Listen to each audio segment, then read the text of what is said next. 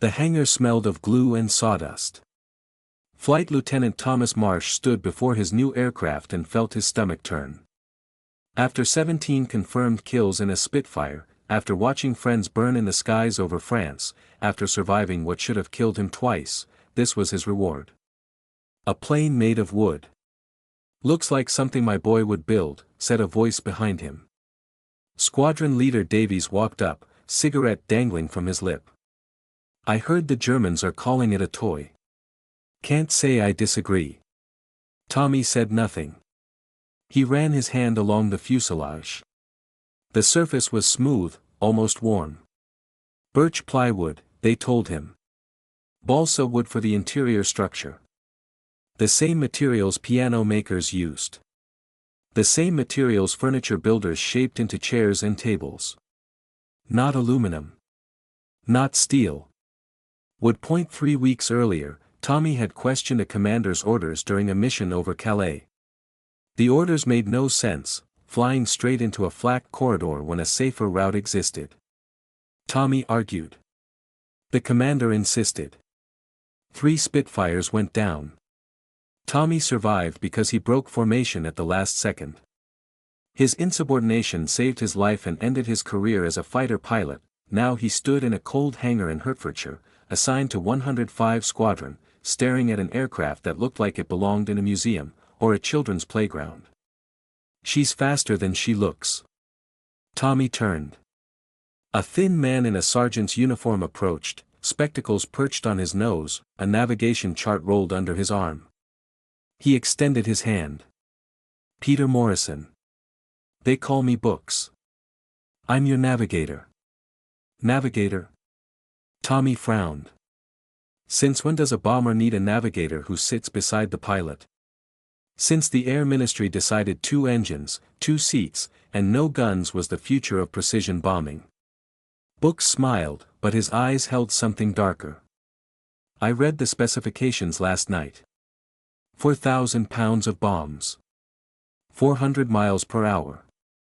Faster than a Spitfire at altitude. Faster than anything the Germans have." Tommy looked back at the wooden plane. "And if we get hit? Then we burn quickly." Books adjusted his spectacles. "But they have to catch us first." In Berlin, 300 miles away, Luftwaffe General Friedrich Baumann read an intelligence report and laughed so hard his coffee spilled across his desk. His aide, Major Werner Kessler, stood at attention, waiting. "The British have built a bomber from plywood," Baumann said, wiping his eyes. "No defensive armament. No armor. Made of wood, Werner. Wood." He tossed the report across the desk. "They've gone mad. The war has broken them." Kessler picked up the report. He studied the grainy photograph, a twin-engine aircraft with a distinctive twin-tail configuration. Sleek. Elegant. Something about it bothered him, but he couldn't say what. "Perhaps we should investigate further, Herr General. The British are not fools." Baumann waved his hand dismissively. "They're desperate. Metal shortages. Industrial limitations. This is the result of an empire in decline. Our fighters will shoot these things down like clay pigeons." He lit a cigar. "Mark my words, Werner. This wooden toy will be forgotten by spring." Kessler said nothing. He folded the report and placed it in his briefcase. That night, alone in his office, he read it again. The speed estimates seemed impossible. 400 miles per hour. His own Messerschmitt Bf 109 struggled to reach 350 in level flight.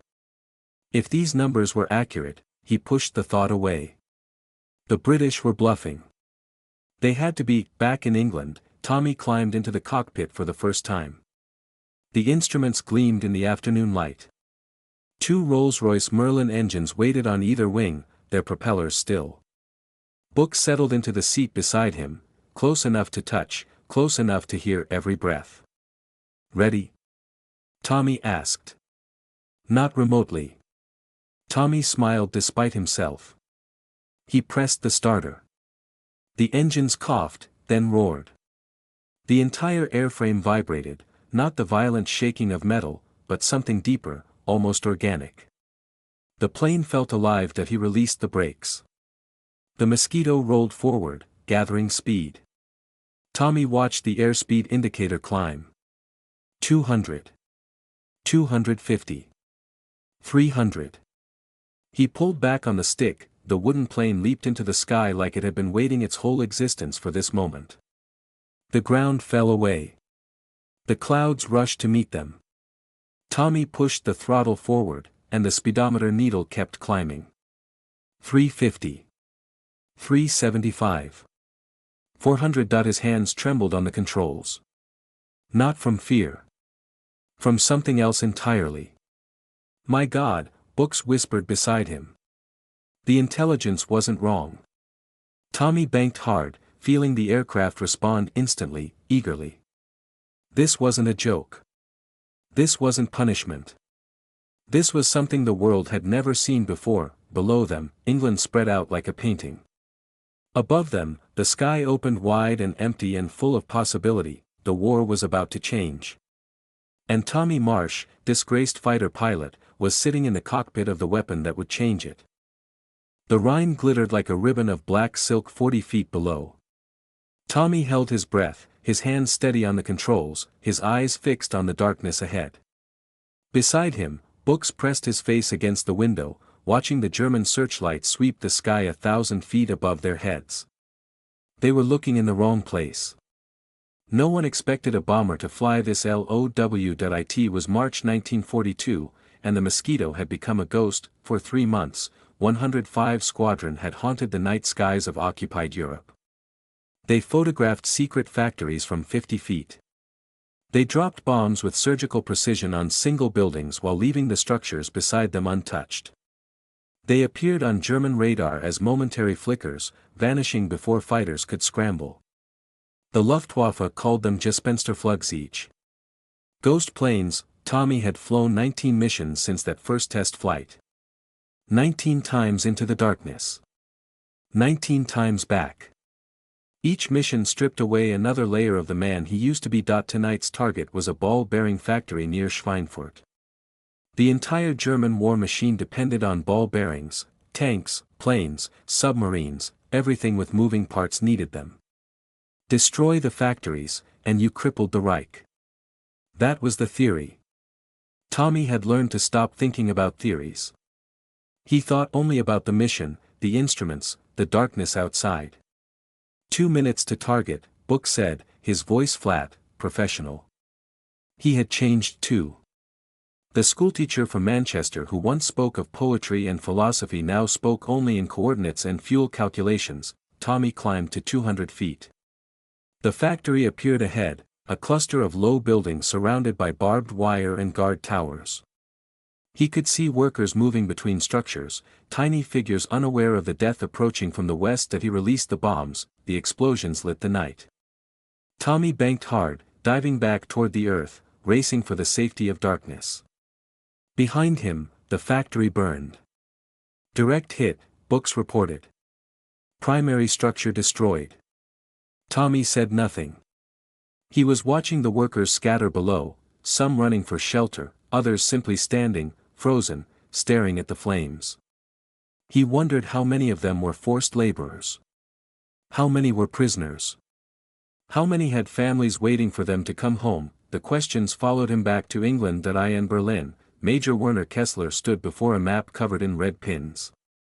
Each pin represented a confirmed Mosquito sighting. Each pin represented a failure. The wooden plane struck without warning and vanished without trace. His pilots reported targets that moved too fast to track. His radar operators described contacts that appeared and disappeared like spirits. We've lost 12 production facilities this month, General Baumann said from behind his desk. His voice had lost its laughter. The Führer is asking questions. I need answers, Werner. Kessler studied the map. The pins formed a pattern, coastal approaches, low-altitude corridors, timing that exploited gaps in radar coverage. Whoever planned these raids understood German defenses intimately. The aircraft itself is the key, Kessler said. Wood doesn't reflect radar effectively. They fly below our detection threshold.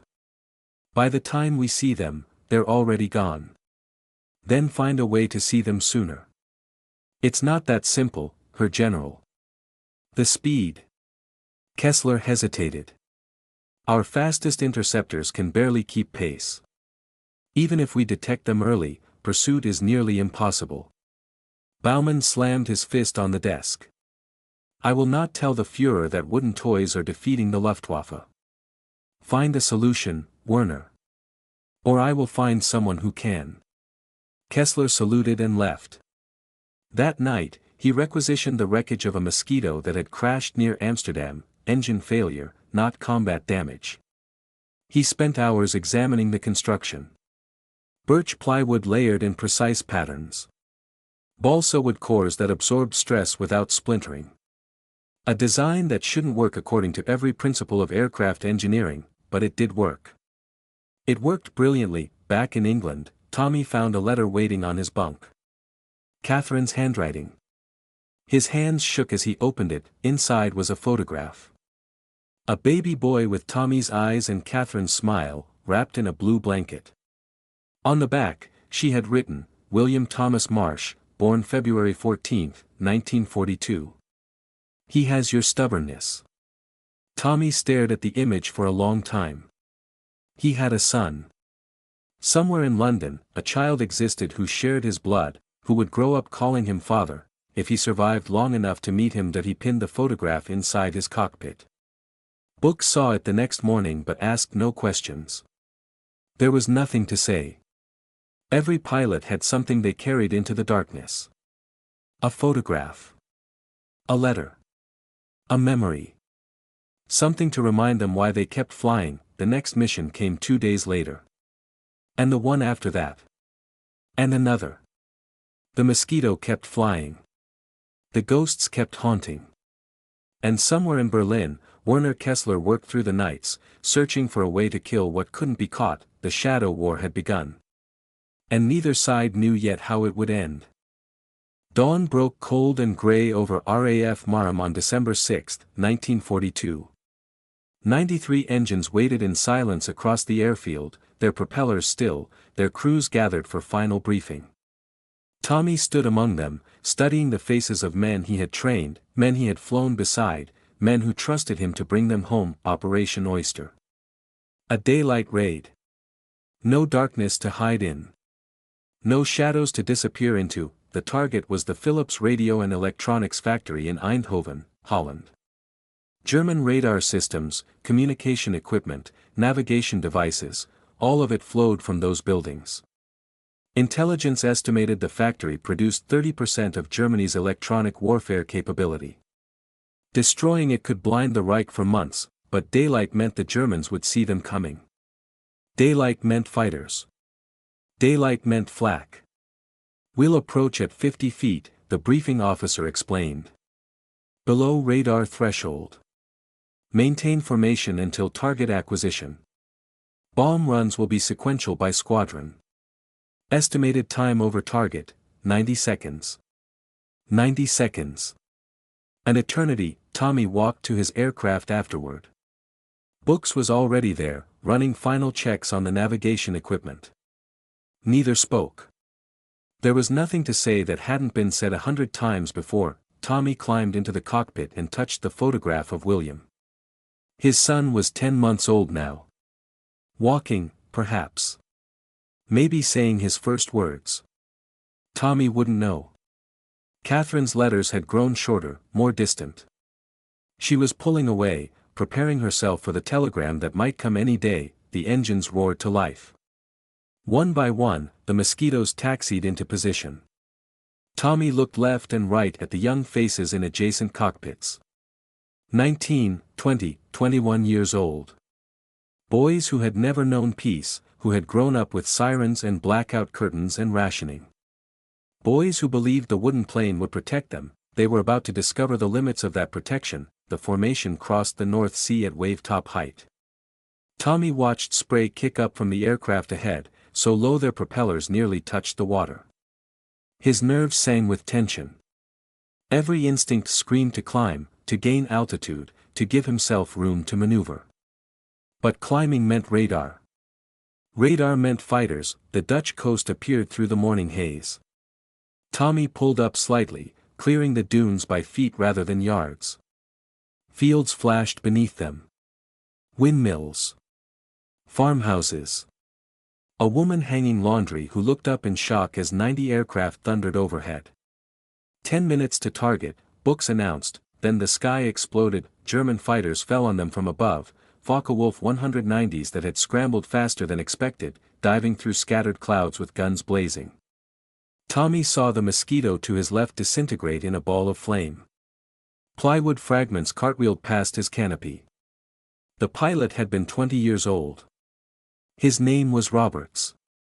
He had shown Tommy photographs of his fiancée just that morning. "Break right. Break right," someone screamed over the radio. The formation shattered. Mosquitoes scattered across the sky, each crew fighting for survival. Tommy pushed his aircraft into a screaming dive, engines howling, the Dutch countryside rushing up to meet him. A 190 followed, tracers stitching the air inches from his tail. "He's gaining," Book said, his voice tight but controlled. Tommy pulled up at the last possible second, feeling the G-forces crush him into his seat, feeling the wooden airframe groan under stress it was never designed to endure. The 190 couldn't follow. It pulled up too late, too shallow, and Tommy was already gone, racing toward Eindhoven at 400 miles per hour. Behind him, the sky burned. He counted the falling aircraft. 7. 11. 15. Target ahead, Book said. The Phillips factory sprawled across the landscape, massive buildings, smokestacks, rail yards. Flak batteries opened up, filling the air with black bursts. Tommy flew through them, feeling shrapnel ping against the wooden fuselage, hearing the impacts like hail on a roof. He released his bombs. The factory erupted. Secondary explosions rippled through the complex as fuel stores and ammunition caught fire.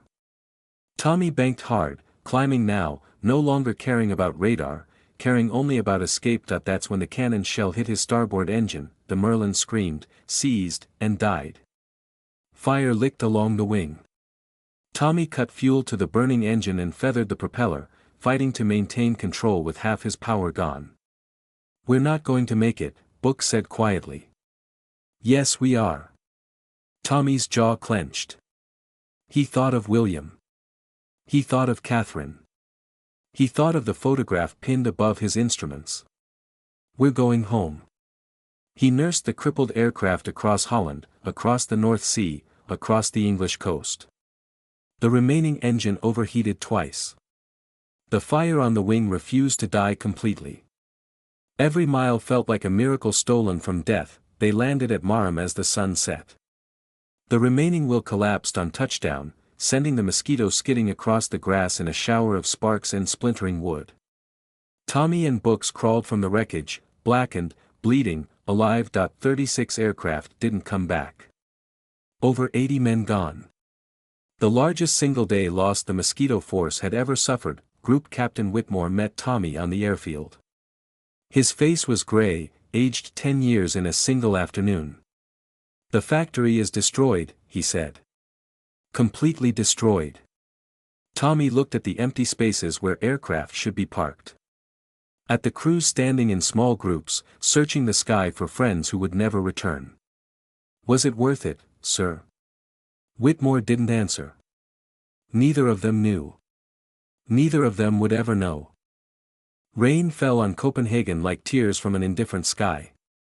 It was March 21, 1945, and the war that had consumed the world for 6 years was finally ending. The Allies had crossed the Rhine. Soviet forces closed on Berlin from the east. Hitler's thousand-year Reich had months left, perhaps weeks. But the killing continued. Tommy Marsh stood in the briefing room at RAF Fursfield, staring at a photograph of a building that looked like any other. 6 stories of grey stone. Windows dark.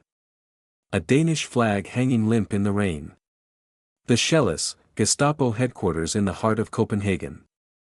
Inside its walls, Danish resistance fighters were being tortured for information that could destroy what remained of the underground network. "We go in at rooftop height," the briefing officer explained. "First wave marks the target with incendiaries. Second wave delivers the main payload. We have a 3-minute window. After that, German reinforcements arrive from the naval base. 3 minutes. To destroy a single building in a crowded city without leveling the structures around it. To kill Gestapo officers and SS interrogators while Danish prisoners sat in cells on the upper floors." "What about the prisoners?" someone asked. "The resistance has requested we proceed regardless. They consider it acceptable losses." Tommy closed his eyes. 3 years of war. Hundreds of missions. Thousands of bombs dropped. And still, after everything, they asked him to kill the people they were trying to save. Book sat beside him, thinner now, older, his spectacles repaired so many times they barely held together. The schoolteacher from Manchester had become something else, a calculator of death, a navigator through darkness, a man who measured his life in coordinates and fuel consumption. He hadn't smiled since Eindhoven. None of them had. "Ready?" Tommy asked. "Does it matter?" They flew east as dawn broke over the North Sea. 18 Mosquitoes in tight formation, their wooden frames gleaming with rain and purpose. Tommy thought about the men he had lost over 3 years. Roberts over Eindhoven. Williams over Berlin. Peterson, whose pregnant wife had received the telegram 3 days before Christmas. The faces blurred together now, a gallery of ghosts that visited him in the hours between sleep and waking. The Danish coast appeared through the mist. They dropped to street level, racing through the outskirts of Copenhagen at 400 miles per hour. Tommy watched buildings flash past his wingtips, apartments, shops, churches. Civilians pointed upward, some waving, some running for cover. After 5 years of occupation, they had learned that aircraft meant death. 2 minutes to target, Book said. The Shellas came into view. 6 stories of grey stone rising above the surrounding rooftops. A Danish flag hanging by the entrance. Windows that revealed nothing of the horrors within. Tommy armed his bombs. The first wave went in. Incendiaries struck the lower floors, marking the target with smoke and flame. German soldiers scrambled from the building, their grey uniforms stark against the fire. Tommy watched them run and felt nothing. After 3 years, he had forgotten how to feel. 30 seconds. He began his approach. The crosshairs settled on the burning structure. His thumb found the bomb released. That's when the flak battery opened fire. Shells burst around them. Tommy's port engine took a direct hit, coughing, dying, trailing smoke. The aircraft lurched violently. Book screamed, not fear, but pain. A piece of shrapnel had torn through the canopy and buried itself in his chest. Books. Tommy reached for his navigator, but Books pushed him away. Finish it. Blood bubbled at his lips. Finish the mission. Tommy turned back to his instruments. His hands moved automatically, correcting the approach, compensating for the dead engine, keeping the crosshairs steady on the burning building below. He could see the upper windows now. Faces pressed against the glass, prisoners, watching death approach, knowing rescue and destruction came as one. That he released the bombs. The Shellas collapsed inward, floors pancaking, walls crumbling, fire erupting from the ruins. The Gestapo records burned. The interrogation chambers vanished. The prisoners, those who survived the collapse, stumbled from the wreckage into the arms of waiting resistance fighters. Tommy turned for home. Books died somewhere over the North Sea, his hand in Tommy's, his last words lost to the roar of the single remaining engine. Tommy flew the final 100 miles alone, guided by instruments he could barely read through his tears. That he landed at Furs Field as the sun set. The remaining will collapsed. The wooden fuselage cracked and splintered. He crawled from the wreckage and lay on the grass, watching the sky turn orange and purple and finally black. The war ended 6 weeks later. Tommy returned to London. Catherine had remarried, a banker who had never held a gun, never dropped a bomb, never watched friends burn in the sky. She let Tommy see William once, in a park near their home. The boy was 3 years old. He had Tommy's eyes and his mother's smile, and he looked at this stranger in uniform with curiosity but no recognition. "This is your father," Catherine said. William said nothing. He held his mother's hand and watched a pigeon hop across the grass. Tommy knelt before his son. He wanted to explain, about the wooden plane, about the missions, about books and Roberts and all the others who had died so this boy could grow up free. But the words wouldn't come. There were no words for what he had done, what he had become, what he had lost. "I flew in a wooden airplane," he finally said. "Would you like to hear about it?" William nodded. Tommy smiled for the first time in months. He sat on a park bench beside his son and began to tell the story, not of death, not of war, but of a plane made of wood that flew faster than anything in the sky. A plane that shouldn't have worked but did. A plane that changed everything, the Mosquito. The wooden wonder, the joke that won the war.